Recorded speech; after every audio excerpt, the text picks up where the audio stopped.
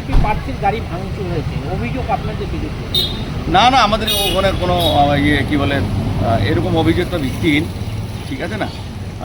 এইখানে কিন্তু খুব শান্তিভাবেই আমাদের প্রত্যেকটা ইলেকশন হয়, পঞ্চায়েত, লোকসভা এবং উপনির্বাচনও শান্তিভাবে হচ্ছে।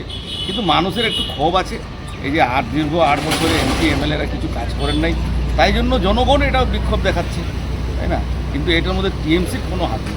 কিন্তু গাড়ি ভাঙছে, নিজেরাই ভাঙছে, নিজেরা ভেঙে দোষ। তৃণমূলকে দিচ্ছে। কমিশনে অভিযোগ জানাবেন? এর সঙ্গে কোনো তৃণমূলের কোনো যোগ না নেই? না না, কোনো। আপনি তো ভোট প্রচার এইসব করছেন তো, সব এলাকায় সব এলাকায় ঘুরছি আমি, বিনাগুড়ি, সাকুয়াজোড়া করে বিরপাড়া এখন আসি, আবার ওদিকেও মাদারিহাট যাবো, সব জায়গায় যাচ্ছি। সবখানে কি পরিস্থিতি? ভালো পরিস্থিতি, খুব ভালো সাড়া পাওয়া যাচ্ছে। এখন বিজেপির উপর থেকে মানুষের আস্থা কিন্তু চলে যাচ্ছে। এখন কিন্তু বিজেপির উপরেই আস্থা অনেক বেড়ে গেছে আমাদের বিধানসভায়। এবার কিন্তু উপনির্বাচনে খুব ভালো ফল করতে হবে। পরিস্থিতি কি শান্ত, কোনো উত্তেজনা নাই কোথাও? আপনি কি খবর পেয়েছেন? কোনো উত্তেজনা নাই, খুব শান্তিপূর্ণভাবে হচ্ছে।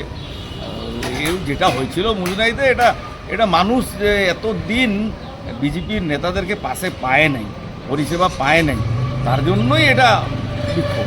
তারই বহিঃপ্রকাশ। বহিঃপ্রকাশ, ইয়েস, বহিঃপ্রকাশ, এই শব্দটা ভালো, বহিঃপ্রকাশ।